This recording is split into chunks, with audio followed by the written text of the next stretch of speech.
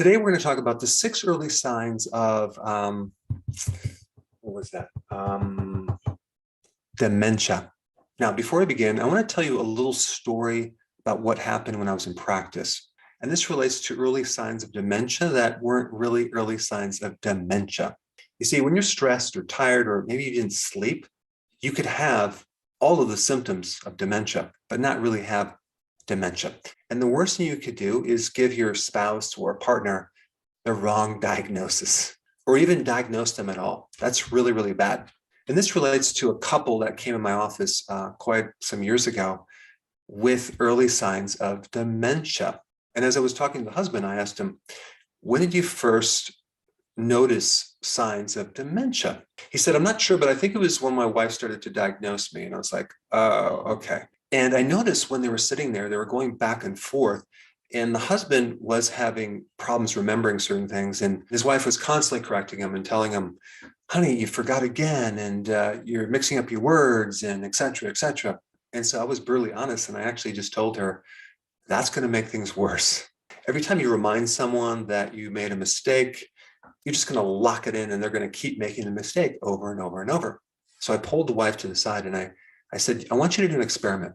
I want you to just let him make mistakes and just don't correct him at all for 1 week. And when they came back after a week, it was quite amazing because he was articulate, he was sharp, he didn't seem to have any cognitive dysfunction at all. So I just want to bring that up because when I cover these 6 signs, it doesn't mean that you have dementia if you have these occasionally. And if you know someone who has these symptoms, just realize it could be sleep, it could be their blood sugars, it could be any number of things that is not real dementia. All right, that being said, what is dementia? It's a mental decline. And what's usually happening is certain parts of your brain are atrophying, they're shrinking, specifically a structure called the hippocampus, which I'm going to talk about in a little bit. But here are the early signs, okay? You have difficulty organizing and planning things. You have personality changes, okay? There's a change in personality, but again, that can happen for any number of reasons. Number 3, and this is interesting, constipation. Now, realize just because you have constipation does not mean you have dementia, but it is one of the early signs simply because of the connection between the gut and the brain. Your gut is like a second brain. You have more nerve fibers in your digestive system than you do in your spinal column. And a lot of cognitive problems actually can stem from your gut. The microbiome in your gut, all those bacteria, make neurotransmitters. In fact, those little microbes make more serotonin than your brain makes serotonin. And people that have Alzheimer's or Parkinson's have a much higher incidence of constipation than someone who doesn't have those issues. And then the next symptom would be sensory dysfunction. That can include issues with smell, taste, hearing, your eyesight, and it can also be your appetite. All of these could be some of the early signs of a cognitive decline. And as it declines more and more and more, the ability to focus, the ability to concentrate, and your overall memory is what really shows up as being a problem. All right, number 5, language problems, which I've already mentioned. Like you're trying to find words for certain things. You tend to repeat things over and over again, or you might be mixing up your words. This is a problem with the hippocampus. And there's a lot more to this topic that I'm not going to get into in this video, but like there's one symptom, for example, that a person is able to talk and make sentences totally fine, but it's incoherent. What they're saying does not make sense. And I'm sure that's extremely frustrating because the person is trying to get out this communication, but it's coming out very randomly and all over the place. This is mainly a problem with this hippocampus, and the hippocampus is just shrinking. I'm going to show you what to do if you have this problem or you know someone who has this problem.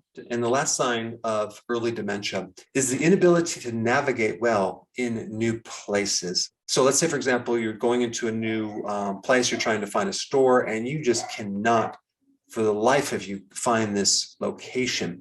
This is because in our brain, we have a GPS that allows us to locate where we are in space And when this area goes down, you lose your GPS. So your internal map is dysfunctional and you just cannot find out where you are. So if you have a problem with that, that could be an early sign of dementia. All right, now I'm going to show you 7 things that you need to do to correct this, okay, before it becomes more advanced. The best time to correct this is right now in these early stages as compared to waiting before it becomes a real big problem.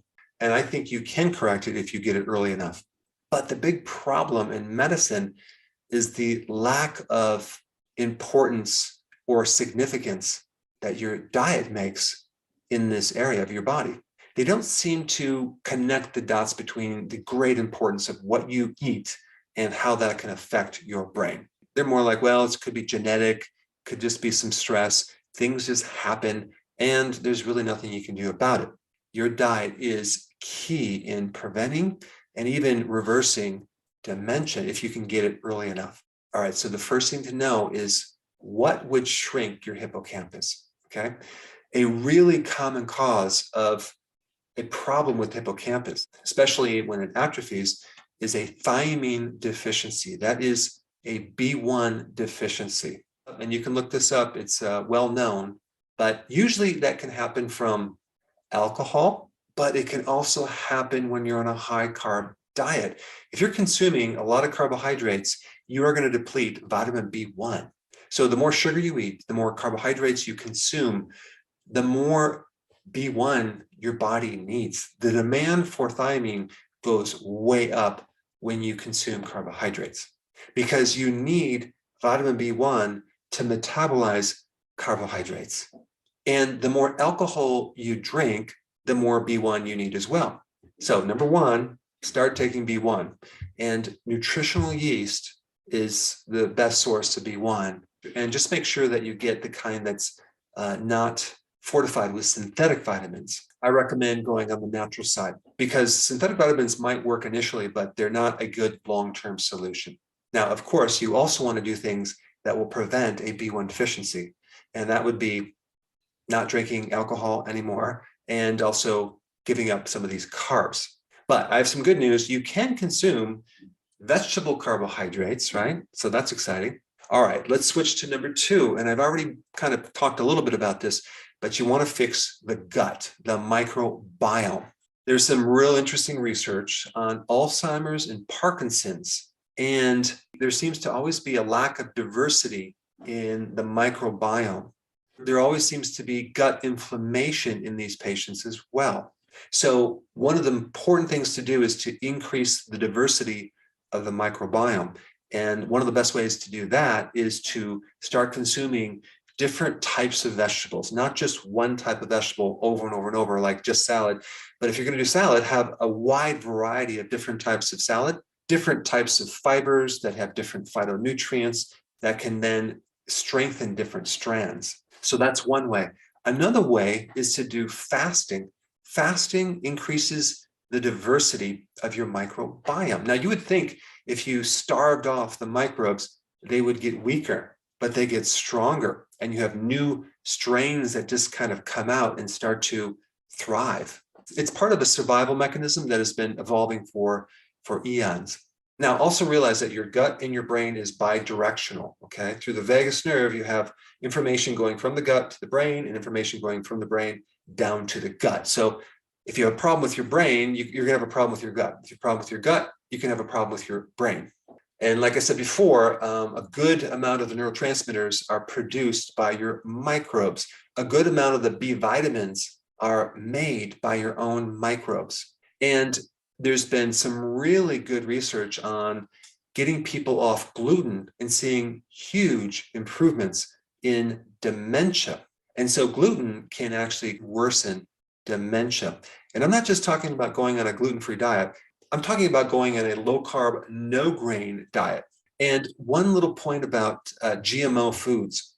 Foods that have been exposed to glyphosate, which is an herbicide, which is connected to GMO foods, are not good for your brain simply because glyphosate works by destroying microorganisms, certain pathways in microbes like bacteria. Well, guess what? that can affect our microbes just like it affects the microbes in the soil. So you do want to start consuming more organic foods, non-GMO foods. All right, number 3, and this is pretty powerful. I found some great research on consuming more sprouts, like broccoli sprouts that have sulforaphane. Now, the unique thing about sprouts is that they come from these little seeds, okay? And if you were to consume the seed, it would be, first of all, not very available to you as far as the nutrition in it. And so it's very difficult to digest, but when it sprouts, you have incredible amounts of nutrition that's released. And so if you're consuming sprouts on a regular basis, you're not only getting some of the peak nutrition that a plant has, but you're also getting certain phytonutrients that are not just anti-cancer, like I've talked about in other videos, they are a superfood for your brain. So sulforaphane in broccoli sprouts is fantastic for any type of neurodegenerative disorders. Plus, sprouts are really good for your gut. And with Alzheimer's patients and Parkinson's, the incidence of leaky gut is also very, very high. So include sprouts in your salad on a regular basis, and they're very, very cheap to grow yourself. All right, number 4, and this is also very, very important, ketones. Ketones bypass the damage in the brain and feed the neurons directly, because think about what's happening.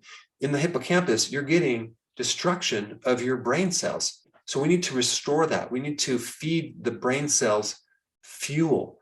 So apparently at that stage, it's not getting glucose fuel. So if you feed it ketone fuel, it can thrive. And so if you have any stage of dementia at all, you need to be doing regular intermittent fasting as well as periodic prolonged fasting, and you're going to see huge benefits.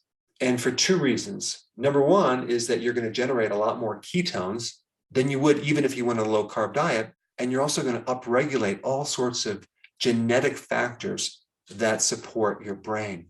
Now, I also recommend consuming like MCT oil.